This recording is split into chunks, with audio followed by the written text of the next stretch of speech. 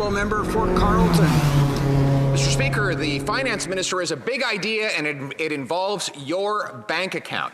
She's very worried that Canadians are saving too much, even though those same savings are lent out to and invested in other job-creating businesses. So now she's looking for ideas on how the government can act to unlock those savings of Canadians.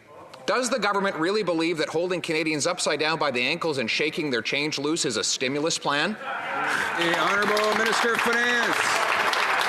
Speaker, yet again the Conservatives are misconstruing my words. It almost makes me wonder if they're doing it on purpose. The fact is, there is nothing dystopian or even very complicated about the idea of a preloaded stimulus. We all know that local small businesses are the heart of our economy. We all also know that because of physical distancing, we are unable to patronize them now. That is why, as soon as it is safe for our economy to fully reopen, our government is looking for ways to encourage Canadians to support our local small business. The honourable member for Carleton. Preloaded stimulus. It sounds like she wants to use Canadian savings as her own preloaded credit card. But this is no surprise from a government that's running the biggest deficit in the G20 by far, even with the worst unemployment other than Italy, and among the higher rates of COVID mortality. But now the minister says she has no fiscal anchor. Instead, she has fiscal guardrails that will one day be attached to a fiscal anchor. Won't the anchor at the bottom of the sea pull those guardrails off the edge of the cliff? Honourable Minister of Finance. Mr. Speaker, the member opposite still seems to have some trouble understanding why it's good economics to support our small businesses and to encourage Canadians to do that. So let me quote someone he might find a little more simpatico. Ontario's Conservative Premier Doug Ford. Here's what he's had to say. Now more than ever, we need to support our own. During COVID-19, business supported communities and healthcare workers. Now it's time for us to support them as consumers. I couldn't agree more. The Honourable Member for Chicoutimi-Lafiore. Mr. Speaker, after days of being questioned by our party, the Liberals acted in haste to come up with some vaccines for Canadians. And it's only a tiny fraction of what's needed.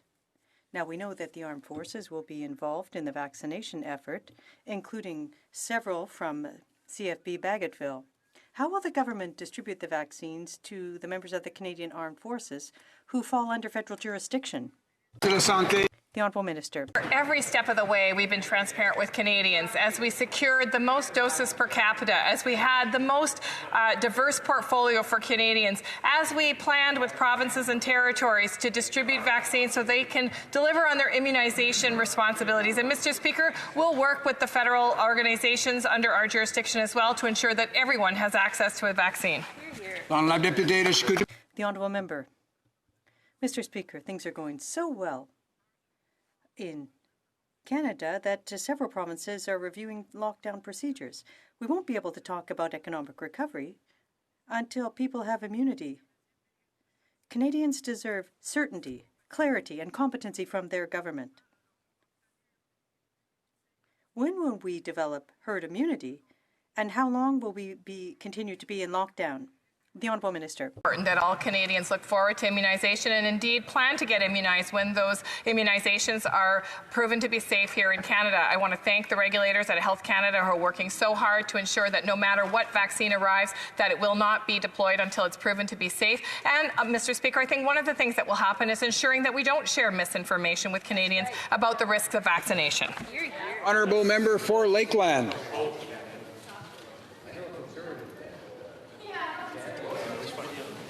The honourable member just wanted to activate her microphone. Thank you, Mr. Speaker. Yesterday, the Justice Minister said, quote, "We expect law enforcement to enforce Canada's laws."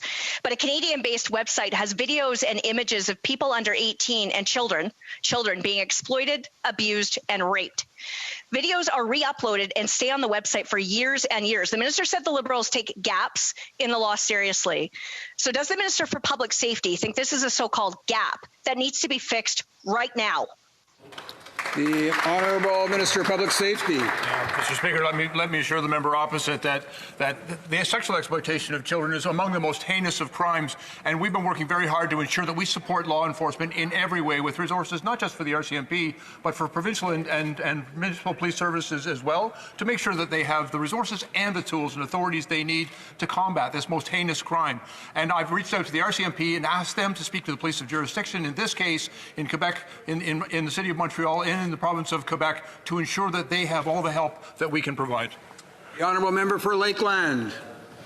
But this is still happening right now. Some private sector companies are taking steps to protect youth and victims of abuse. 3 major payment processors say they will or have cut off the website's ability to monetize child abuse. Victims say the website is, quote, "making money off the worst moment in my life," and, quote, "became my trafficker." Experts say there's more than 62 million pieces of child abuse online. How many more children will be harmed so heinously before these Liberals act and this is stopped?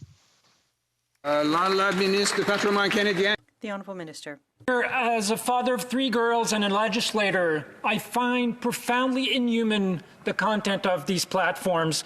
This is why our government has been working for months with experts, non-governmental organizations, and foreign governments to bring forward legislations to this House at the beginning of 2021.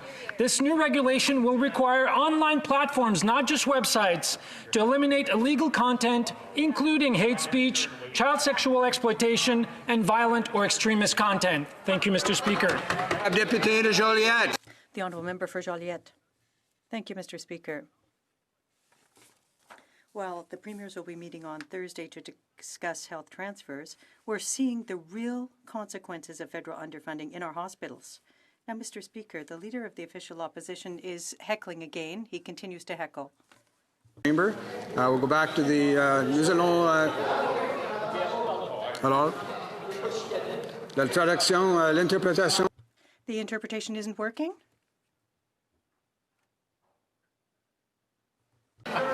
Order.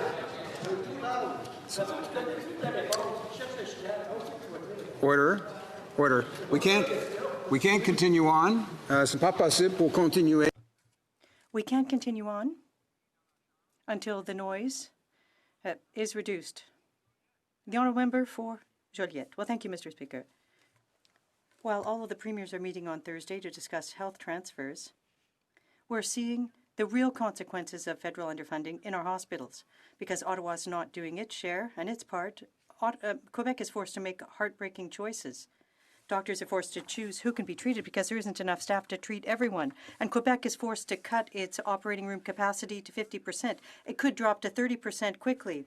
On Thursday, will the government finally announce a sustainable increase in health transfers? The Honourable Minister of Health. Monsieur le Président, Thank you, Mr. Speaker.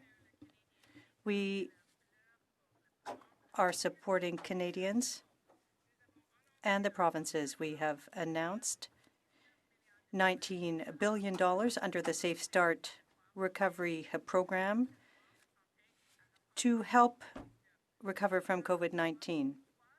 The provinces must invest this funding to increase their capacity, their testing, contact tracing, and data collection.